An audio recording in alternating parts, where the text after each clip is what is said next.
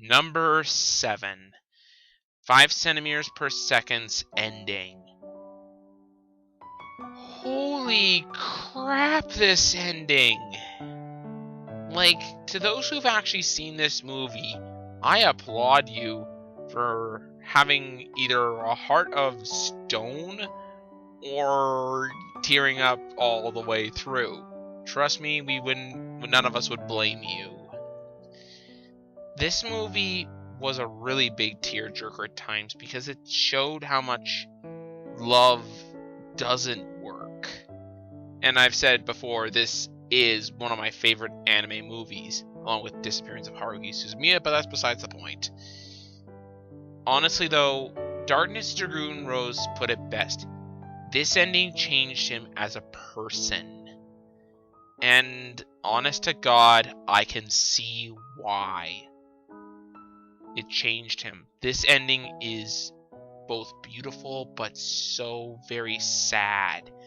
Honest to God, I think that this scene is probably the best of the best. And for those reasons, it is my number 7. Number 6. Wolf's Rain's last episode.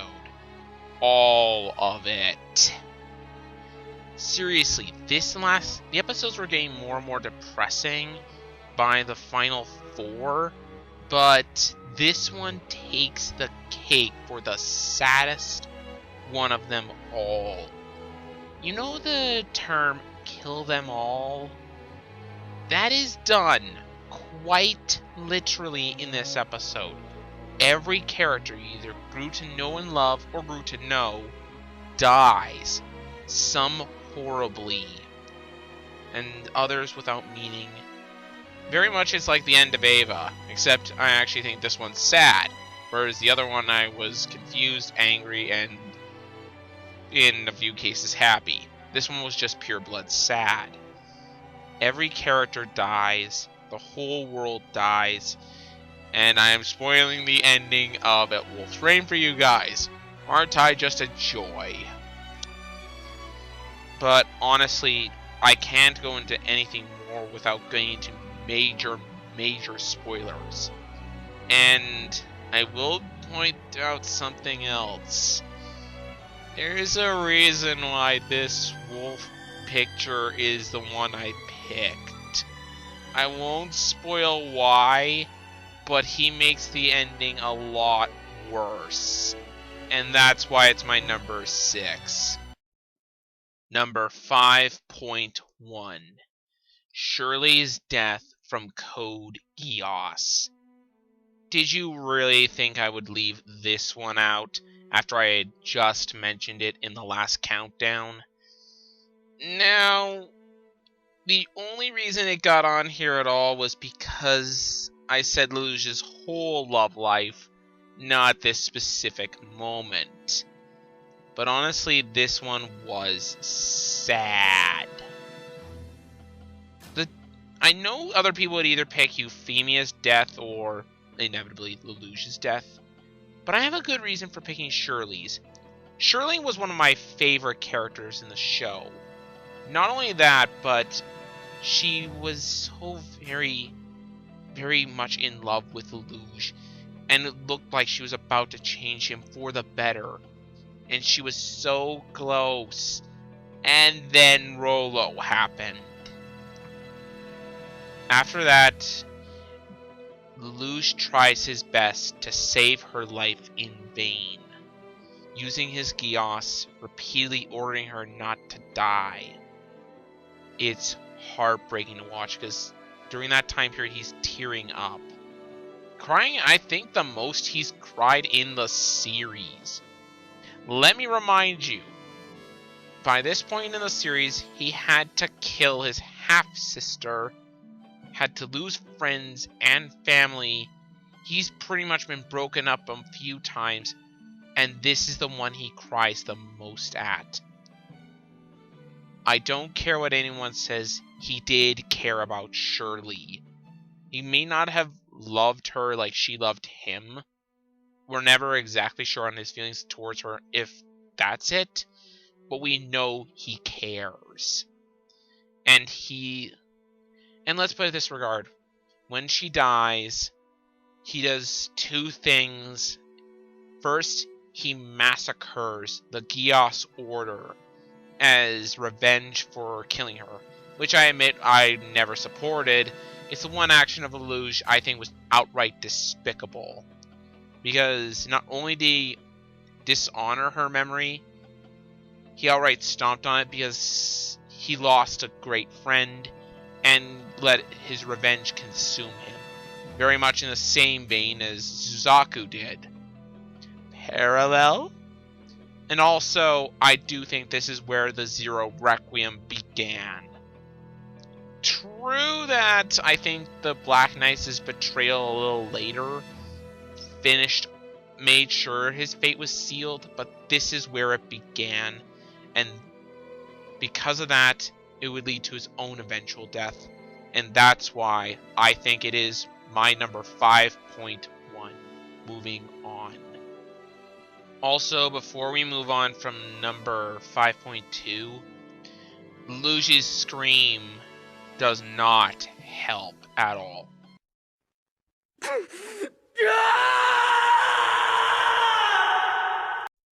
Number 5.2, Wolfwood's death from Trigun. Yes, I'm betting you all knew this one by now after seeing my last two countdowns, but yes, Wolfwood dies. But it's not this high because of the fact he dies. That might get him on the list, but how he dies, and where and why. Basically, he is and this is a major spoiler that's not completely revealed in the anime, he is a 17-year-old assassin for the Gung-Ho Guns, which work directly under Knives.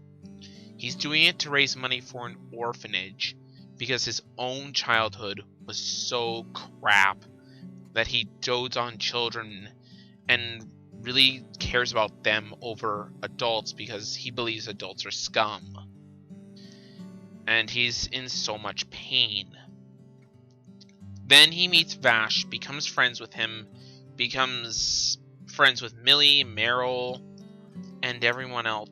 Well, that is everyone. He then re-meets Chapel, his boss, and then Chapel tells them to kill Vash. He doesn't, betrays Chapel, tries to shoot him, refuses, spares him, and then promptly Legato takes him over and shoots, and the two of them shoot out. Wolfwood goes and tells Vash where Knives is, and then goes to a church to confess his sins. He then confesses his sins and asks to continue to live. The words, "he doesn't want to die this way," come straight out, and then he promptly dies. Honestly, this is one of the saddest deaths for a very, very good reason. Wolfwood was alone when he died, and his death ultimately would affect the entire party for the rest of the series. And honestly, he was a pretty badass character, and you felt sympathetic for him. So, to see this character you've grown to know and love die is really, really harsh. And the way he died makes it all the more worse. And that's why he is my number 5.2. Number 4. Episode 63's credits to Fullmetal Alchemist Brotherhood. Of course I'd put this on here somewhere. Come on, how could I not? Von Hohenheim became one of my very favorite characters in Brotherhood. And just seeing how he dies and how everything happens is really, really sad. And then the credits. My god, the credits. Playing the saddest theme and showing Hohenheim's life, his triumphs and his failures. And it's just pushing you to cry. I almost did, might I add. I almost cried during this scene. And I'll be honest here in saying this right now, I really, really came close, and I wish I did at times, because it really fit to me to cry, because this scene was that sad. And I don't think I need to explain anymore why it is my number 4. Moving on. Okay, before I get to number 3, I just want to mention this right now. Numbers 3 and 2 both made me cry. Now, with that out of the way, number 3. Renjis Grief from F, A Tale of Memories. Oh my god. Okay, the previous episode was the events of what I mentioned in the last countdown for F, A Tale of Memories. This is the after effects. He's grieving, and he's really in so much pain because Chihiro abandoned him. And he grew to love her to such an extent that it made him heartbroken. And honestly, by that point, the emotions just welled up in me, and I teared up a little. Yeah, this is one of the 2 scenes in anime I've ever actually cried in. So, I will be very honest, it's very, very sad. What prevents it, however, from being number 2 is that it's quickly glanced over with the realization he can fix this, and I'm like, yeah man, go get her! And that's why it's only number 3, but that's why it is number 3. Moving on. Number 2, I'll Be a Better Father from Clannad. After story. Oh my god. This was it. This was the moment that I cried in the series. I'll be very, very honest in saying this.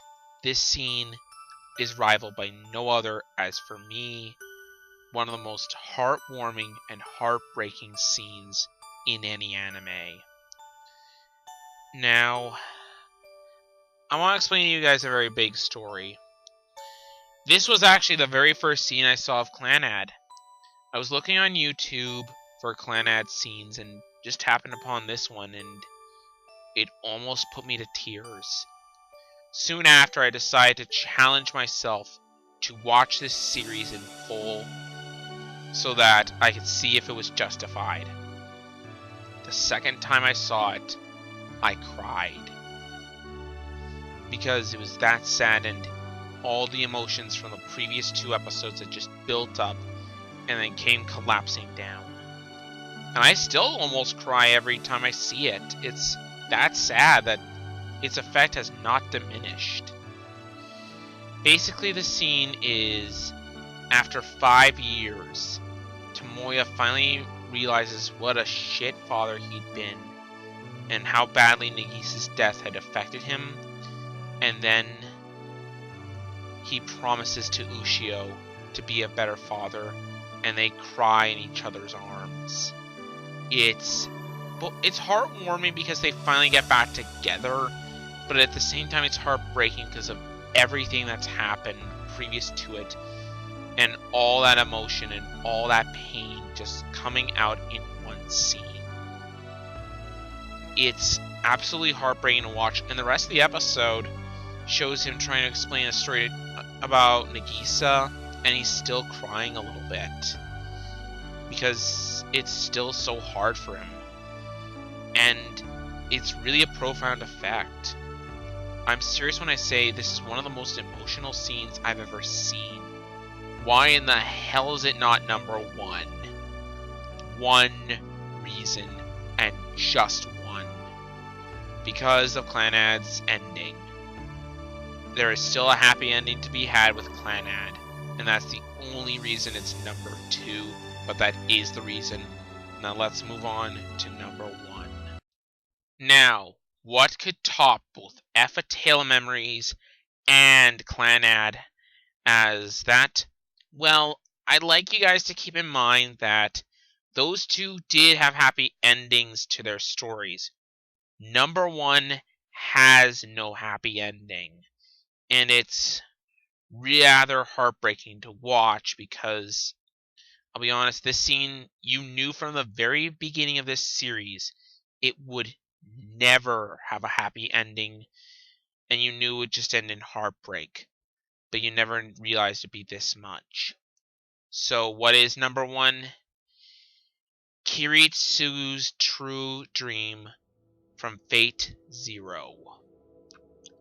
Now, to explain, Kiritsu had already had a pretty shit life. His father was a scientist who was experimenting for immortality, but could only create dead apostles, which are zombie/vampire-like monsters that would make other versions of them or kill anything on sight. Unfortunately, his childhood crush at the time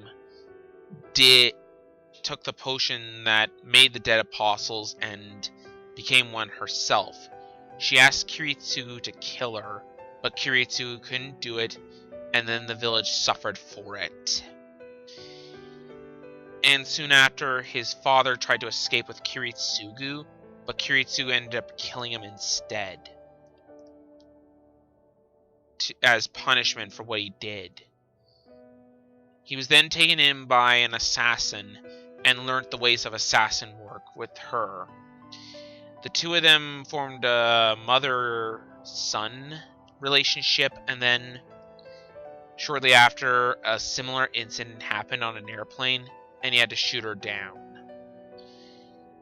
This emotionally broke him, and then we get into the events of him meeting Irie, having their child, and continuing on with their lives. So, and he does all these horrible things in FateZero. Why does he do it? Because he wants world peace? No. He wants a happy life with his family.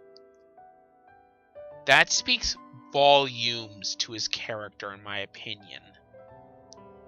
It spoke to me in the fact that he wasn't just looking for peace, he was looking for peace for his family. With Irie and Irisfiel. And honestly, the fact that I think even he knew he could never have it. We see the Holy Grail, show him this image, and offer it to him. You cannot imagine how heartbreaking it must be for him to know that he can never have this. And the choice he had to make, because he knew the Grail would be more destructive doing this. In the image, he has to shoot Irisfiel, and then has to kill the illusionary Irie, who, I want to remember this. We don't know if this is the real Irie or not. If it is, it makes it even worse. We don't know how much of it is the Grail or how much of it is actually Irisfiel. And that's what makes it sad.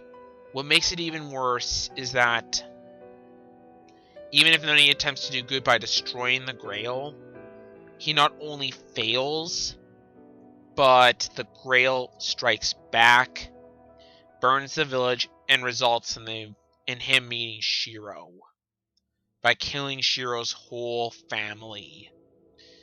So even without everything else, Kiritsugu has screwed up majorly. And the worst part is, he can never have his true dream, because the Eisenburns then refuse to let him back in, and due to the Grail, he's too weak to go in anyways. In short, his true dream, to be with his family, will never come to pass. The best he can hope for is with Shiro, which he does have, mind you, but he lost everything for it. His dreams and ideals both betrayed him. and it left him a broken man. And while Shiro restores his faith in I think himself and his dream, he still remains a broken man until the very end of his life. It's very tragic and very saddening. And you almost wish that to give this poor guy a hug for all the shit he goes through. And that is why it is my #1 saddest anime moment. Anyways, that's all from me. This has been Star 6 Wars 1. And I need to go listen to some happy music to cheer me up. See you guys later.